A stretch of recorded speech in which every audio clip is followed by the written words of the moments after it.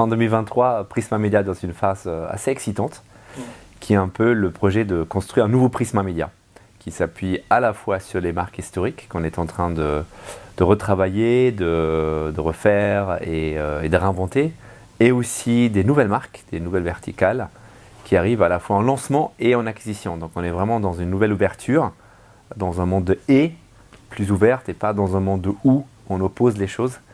Voilà, que ça soit à la fois sur le business et la responsabilité, l'impact positif, que ça soit sur les marques luxe, on va en parler, ou les marques grand public, voilà, et encore aussi sur voilà, les marques historiques et les marques nouvelles. Prisma est un leader de marque média désirable en France.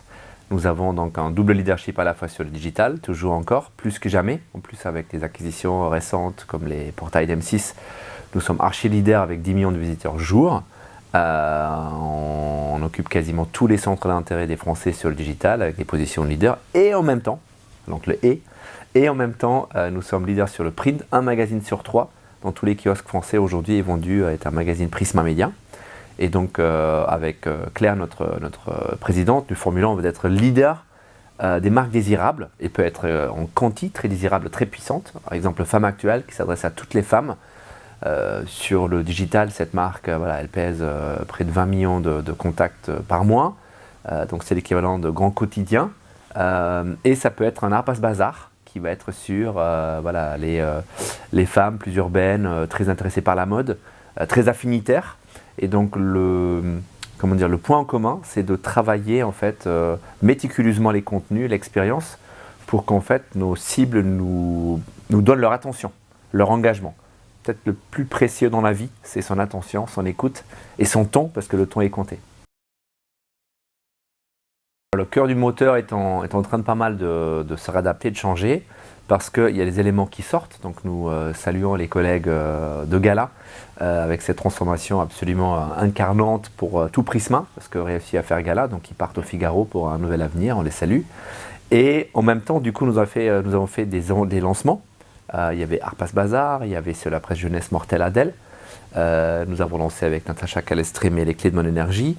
Et en même temps des acquisitions, que ce soit Milk, une magnifique marque lifestyle qui existe depuis 20 ans, que ce soit donc les côtés maison qui vont nous rejoindre, voilà, les leaders de la presse déco haut de gamme qui vont nous rejoindre dans quelques semaines, et encore les pure players de M6.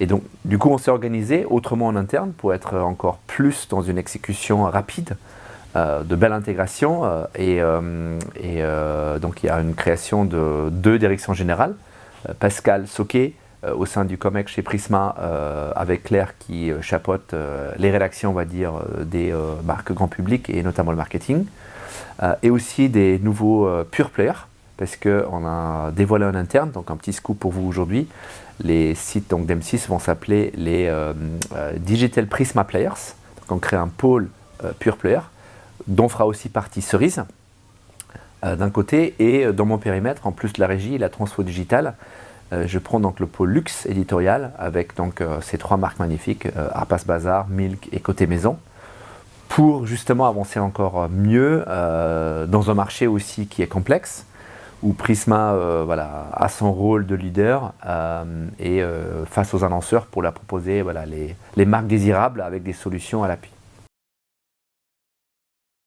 Nous sortons d'une phase de post-pandémie où les usages étaient extrêmement sur le digital.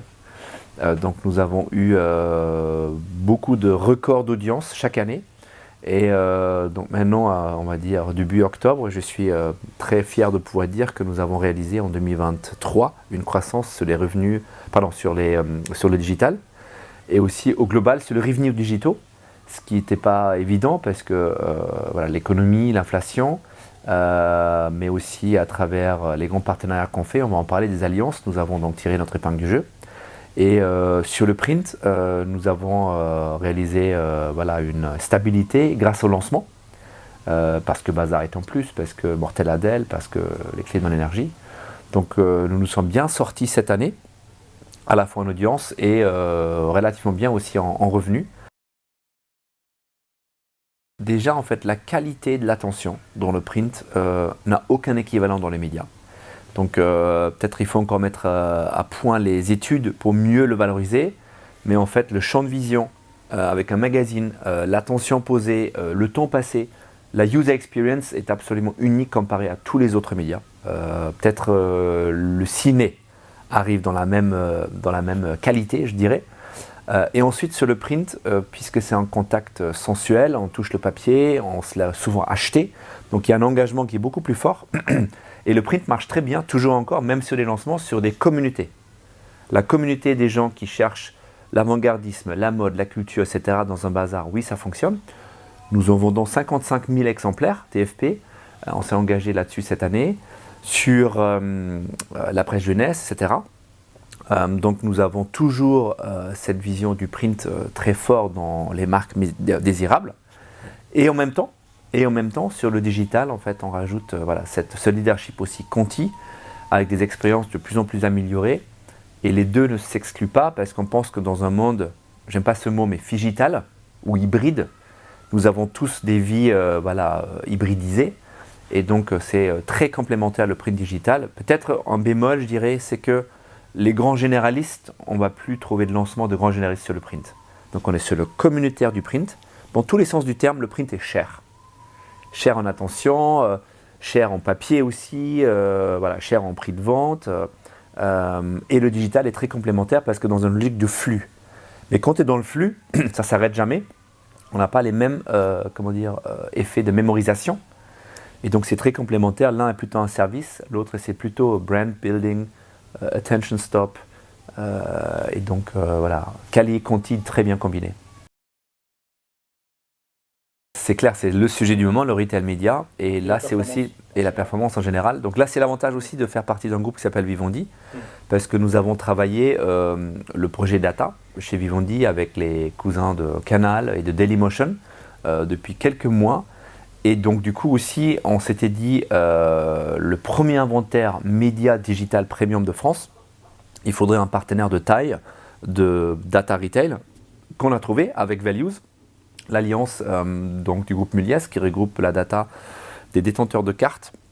55 millions de consommateurs français sont regroupés dans cette alliance auprès de 17 enseignes extrêmement complémentaires, une data très granulaire qui regroupe des enseignes comme Auchan, Decathlon, Boulanger, Kiabi, etc. Et nous sommes super confiants que cette alliance-là va représenter aussi une offre franco-française face aux grandes plateformes encore américaines par exemple, pour permettre aux annonceurs d'activer dans les environnements brand context de brand safe la meilleure data retail jusqu'à la sortie de caisse pour mesurer les ventes. Et donc cette alliance a été annoncée il y a 2 semaines avec Values. Nous travaillons super bien avec les équipes de Values et nous avons en 2 semaines déjà 4 cas vendus qui vont voir le jour donc avant la fin d'année, donc des beaux business cases aussi, des bêta-testeurs qui vont pouvoir en parler pour partager cela, puisque tous les secteurs des annonceurs sont potentiellement concernés. Donc un partenaire structurant, oui. Les annonceurs de Danone, de Barilla et d'autres, donc on commence avec le food, mais il y en a d'autres qui vont suivre, parce que, encore une fois, c'est des profils de consommateurs très complets, et en plus on peut l'activer donc en vidéo, en display, jusqu'à la télé segmentée. Nous, on pense que ça va croître. On l'a vu dans les chiffres du baromètre SRI, des grosses croissances. Il y a quand même un réflexe, et je parle aussi un peu de responsabilité des partenaires en France de donner plus de place. Je ne vais pas parler du faire cher, mais aux partenaires français, aux médias français, qui ont fait la transformation, qui sont des carrefours d'audience, qui sont parfois alliés, qui ont une très belle data média et retail, pour faire converger les dépenses et équilibrer aussi un petit peu les spendings pour être moins dépendant, on va dire, des plateformes et soutenir ces innovations-là qui ont vu le jour. Les refontes de nos marques historiques, nous sommes après Femme Actuelle en train de retravailler complètement la marque Géo qui va voir le jour donc en décembre, beaucoup plus dans la responsabilité, le green, contribuer à un futur désirable, la transition écologique. Donc Géo a vraiment sa place là-dessus, aussi sur les réseaux sociaux. Capital pour le début de l'année. Et peut-être aussi des mécaniques de partenariat avec les annonceurs assez innovants qu'on appelle full funnel, où en fait on va travailler main dans la main avec un annonceur sur notamment le choix des contenus, les faire remonter sur le SEO, capter l'attention pour ensuite les engager et les transformer en acheteurs pour l'annonceur. Donc un cas dont je peux vous parler, c'est avec le groupe Mythique, sur la marque 10 ans demain, où depuis janvier, nous avons créé des centaines d'articles autour de la préparation de dating, de mise en beauté, de choix de vin, etc. Il y avait 1 million de visites sur ces contenus, on va dire, identifiés, dans l'environnement de Prisma, notamment Femmes Actuelles. Ils ont créé des durées de visite autour de 5 minutes, ce qui est plus que le double en fait des durées de visite qu'on a chez les contenus édito chez nous. Ensuite, voilà, il y avait près de 100 000 intéressés leads qualifiés chez l'annonceur sur 10 ans demain et on a donc inscrit 3000 nouveaux comptes qui payent et donc cette mécanique de full funnel devient aussi une nouvelle logique, je peux dire presque du always on, où on va créer en fait des ponts entre les audiences, les contenus de Prisma vers le business de l'annonceur. Et une fois c'est établi, c'est peaufiné, ça marche, en fait, on ne va pas le déconnecter. Et nous testons ces mécaniques-là avec d'autres annonceurs dans d'autres industries, donc aussi venez nous voir pour tester cela. Je pense qu'il y en a deux qui sont un peu opposés, complémentaires. On est encore dans le « et ». D'un côté, il y a vraiment la recherche du ROI. En plus, Views est un média très positionné là-dessus. Donc voilà, à court terme, comment on peut optimiser ses investissements pour le meilleur résultat. Et en même temps, l'autre côté, une prise de conscience de la responsabilité. La responsabilité de l'entreprise, de la marque, face à ses clients, face à ses collaborateurs. Bien sûr, la partie RSE, extrêmement important. Mais aussi de choix des partenaires, des technos. Il y a un sujet de sobriété, par exemple en programmatique, de la chaîne. Et je pense que voilà, ces deux pôles-là sont très justes, se complémentent bien et posent aussi beaucoup d'exigences envers les partenaires de faire preuve à la fois d'efficacité et qu'est-ce qu'on apporte nous comme responsabilité à l'annonceur, son choix sur tous les sujets.